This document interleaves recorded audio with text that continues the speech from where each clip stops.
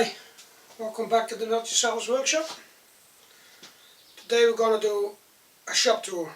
So many things changed in the workshop that I thought, well, I'll just share what I did to make it more functional.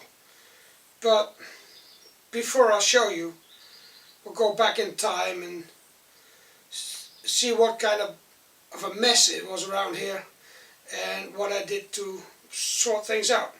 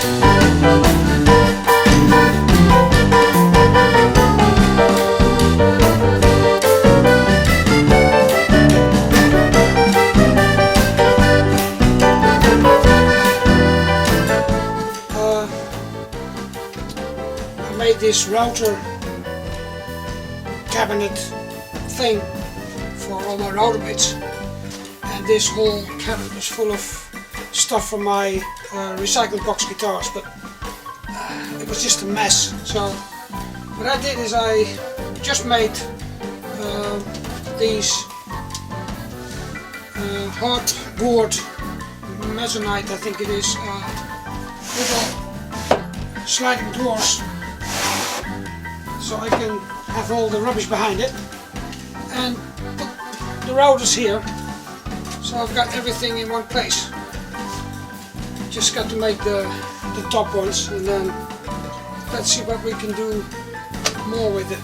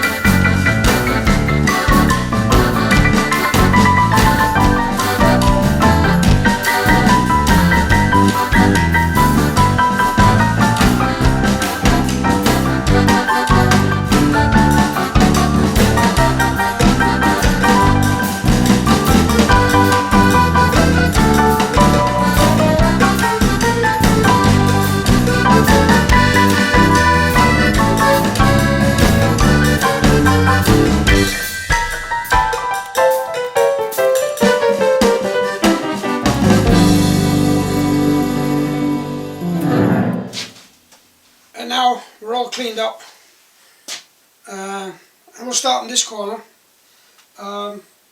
This is a Rockler clamp rack. I won it in a few years ago with the Workbench Wars, and I made it into like a tool rack, but now I took most of the tools off and I've got more space for my clamps, my miter clamps, my small ones, normal clamps, my homemade clamps, and I also have room for a few jigs, my welding machine, my push sticks, my little plastic thingy. That makes it all less heavy. I can put it away when I want to, when I need to be in this corner where I've got some storage of leftovers. It's the wall of recycling fame. It's all pots with hinges, screws, copper stuff, stainless steel, little parts, locks, kind of stuff like that. Most of my screws that I use on a daily basis, the other ones are in other little boxes. Some more antique hinges up here, some little wooden parts, some sawdust to make filler, little dowels, things like that. So this whole wall is, most of it is recycled material. Then we come to the miter saw, which is my old firm, and it's still working perfectly. It's about, I don't know, 15, 16, 17 years old. And the only thing I have to do is every once in a while check, you know, the angle, make sure that everything's set up exactly as it should be. But after all these years, it still cuts exactly at 90 degrees or exactly at 45 degrees. So yeah, very happy with that. I must say that the blade that's on here was more expensive than the machine itself. The miter saw did cost me, I think, 99 Deutschmarks way back in time, which is about 45 euros. And the blade was over 100 euros. So, but it was worthwhile, the investment. The back of the miter saw broke, so we took this long 7x7 aluminium profile and cut out the shape of the old back, and now I've got 2 meters on both sides to put my wood against, so it's much more solid than just having a little fence. And I just use a clamp and a little block to when I have to do repeated cuts. Then underneath the bench, on that side is just storage of wood and a cupboard where my chainsaw and my angle grinders are in. This one is just miscellaneous stuff underneath here, and here is my table cabinet with my planer and my jigsaw in here, and some drawers where I keep my air staple guns and the parts for the machines that are in here. Now in this corner of the workshop there's still a pile of wood which I don't have like a rack for or something, but on the other hand I hope in the future to acquire a bandsaw. It could take me a few years, I don't know, but at least there's a dedicated space here for whenever I can get a bandsaw. But for now it's just used to have all the wood that is not suitable for putting up on my wood rack or anywhere else, so it's just around here in the corner, as are some tree lumps, willow that I dried, and they're in here now a few years and they're going to be little tables again. Then I've got a cabinet here with all my electric sanders. So the pointy one, well, there are 1, 2, 3, 4, 5, 6, 7, 8, 9, 10, 11, 12, 12 tools, 13 tools to make wood more smoothly. Yeah, sometimes things happen like that. And then underneath there's some more wood storage. My stone grinder here and a little sanding belt. But I have to find new belts for it because it's a machine from, what's it called, Topcraft, some cheap machine. I didn't find the right size belts for it, but oh, sure. And then here are my hand saws for a part, as there are a few hand saws on the back door, and my rasps and files are on there too. The part of the workshop that I actually completely changed. So I've got my metal vices over here, a little angle grinder in a holder just to cut aluminium or whatever. My drill press is still on the same spot, got a light with it, but I put all the drills on the board so I know what I've got. There's another shelves of all kinds of recycled stuff, aluminium, some old hinges, electric things like from 12-volt car systems. You never know when you know a switch or whatever, so it's all in there. And I've got my little sharpening stones here, which is a little machine that is actually really good. And I think this is about, I don't know, 30-40 years old, from Hanning in Germany. And this is really, you don't need to screw this down. This is so stable that it doesn't go anywhere. That's really great. And then we come to my other workbench. This one was on that side of the workshop before, but it was always full with stuff. Now I've put it on a few other cabinets, which makes more sense, because they've got now 2 doors, a lot of drawers under it, a rack with a lot of the assortment, how do you call that, boxes, where there's the nails and screws and all that kind of stuff. And I've put my tools that were in the Rockler clamp rack. These little things are made for it, are now here at the workbench. So I've got my screwdrivers and my knives and little files and, well, everything I need to assembly stuff. I've got everything by hand. Have all these little boxes up here. So I've got my frame making parts here. I've got all my recycled box guitar parts over here. All the small parts that I can fit in. And some tools in this one. And then my new Von Rock jigsaw and a screwdriver. And because they were delivered in these bags, which are not really working if you go out on a job or whatever. So I just use them as little screens, so maybe to get less dusty when there's a lot of dust. I've got my drills and other tools in the original cases. Some assortment boxes with, well, all kinds of stuff that you need around the workshop. I put my hammers down here, which was easier, and this is a big difference. My all the rubbish that was in here, well, it's not rubbish, it's all parts that I want to use in the future or whatever. They're all sorted out, so now I've got one door here, and I still got room to hang stuff, but I've got my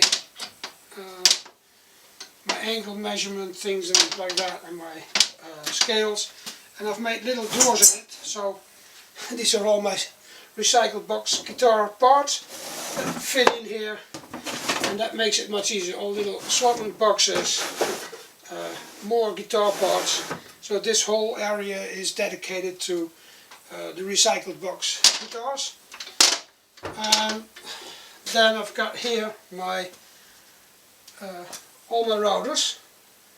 So my old heavy Makita, my little Dremel, my little antique router, which I don't know what brand it is, the Bosch router that I so generously got from McCluney, and my old, well, I must say this is about 25 years old, and I'm still using my old Kinzo router a lot, and a hall pump router from Katsu, which was like popular on YouTube for a while, so I thought I'd buy one because they're really cheap, and I must say it actually works really fine. And all my router bits are now in the door. There's a little bit more room for more, so I know what kind of router bits I've got. And then at this door I've got my carving knives and some files and some more knives. And here also I've got some room left for storage. Got my special paints and tape in here, and as well as on this side some little boxes with my Dremel accessories and more router accessories. So yeah, this is really a good way to store things, and it doesn't look so messy with the little sliding doors in there. Then we come to the big cabinet. So all my sandpapers are in the drawers, all my squares are in one drawer, measurement stuff, my heat gun and all that kind of material. This is more sanding paper, and all my planes, hand planes, are in this one. Some of them already restored, some of them daily used, and some of them that needs attention, and maybe in the future I'll just do them up all, but I'm not like somebody who restores a plane. I mean, it's got to be usable, so the bottom has to be flat and the knife has to be sharp, and that's it. So nothing wrong with a little bit of dust or a little bit of paint on the handle or a little bit of rust on the side. I mean, they're tools, they should be used, and that's one of the biggest problems to get a nice little plane or a special plane. So many collectors nowadays who just put them in a glass cabinet to look at them instead of working with them. So then on this side I've got my chisels, the chisel that I use daily. The good thing is I use my Stanley ones for all the chopping, and you know, whenever you can sharpen them again. I've got this set which is from I think the Denmark or Sweden. They're really good for the heavy work, and then I've got some old chisel that I use more daily. For my other things, I've got all my hand drills in here, marking gouges and things like that. All my lettering stuff in here. I've got my big Holzer T85E in here. I use it maybe 2 or 3 times a year, but at least it's in a cupboard and it's out of the dust. And my sharpening stones are in here, and of course my beautiful Narex chisel set. I just keep them in the box and only use them for little projects that need accuracy, and they're really nice, but I'll just keep them in the box and not hang them on the sliding door. And because these sliding doors here, everything is cleaned up. You don't see all the tools, and everything's behind doors so there's no dust. There is one thing about this cabinet that I found out on YouTube that you really need, and that is that you need a remote control with lights in it, because that changes the whole thing. Now this spot is going to be something I still have to make, and I want to make a drum sander, and I've got an old washing machine as a base. I do have the motor, I do have the bearings now, but it's something that will be done maybe the coming year, I don't know. In the meanwhile, there are some projects here that I have to do, and that will be in one of the videos that are coming up. This is going to be a little cabinet, and there's another cabinet to be made, and well, some other things. And for the time being, I've got my beautiful Hacker record player here with a tube amp in it, and every now and then I'll play some music on this while I'm working here. I can't let you hear how it sounds because I don't know whether the record I would play would be allowed on YouTube. Nowadays, whenever you're using some sound, your video immediately gets blocked, so I can't take a risk of playing a song on this. So then we come to the middle of the workshop, the center part. It's my Metabo table saw with my homemade fence, which I still like better. Courtesy to all the sponsors and all the people that helped with the crowdfunding initiated by Paul Wilmore, who, by the way, has a new website. I'll put a link in the description. And here I've got my vacuum dust extractor, which isn't really the best, but at least it takes half of the dust away, so that's good. And then I've got my own made little table saw underneath here, which I still use for cross-cutting things. My router built into the workbench, and underneath there's some more, well, stuff. I've got a big woodworking vise, but I've already got one on the table, but maybe I will fix it on this table somewhere, I don't know. So that's more or less the shop tour. It's more workable now. Now the workbench is arranged and these cabinets are actually functional, so there's stuff in there that I can actually use. Still a lot of things to do upstairs, because there's a lot of stuff up there that I probably won't need anymore, but on the other hand, you never know. There's something on the workbench that's just a drawing of a project I'm gonna make, and it's a kind of folding table, well, the legs of a folding table, but it needs to have some curve. And the good thing is, last year during Toolmake 18 I have made this steam bending steam box, and now is actually time to use it, because I'll need to bend some pretty thick, well, thick, but 2 by 3 centimeter wood, and so that's going to be one of the videos. Which reminds me of Toolmake 19 is starting in a few days, so if you follow the link below, you can see what it's all about. Maybe you can join by making a tool. I certainly will join this competition again this year, So something to look out for. For now I would say do some woodworking. It's a nice way to spend your time.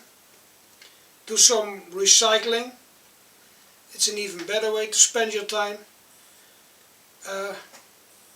Enjoy the summer and see you all in the next video. Até logo.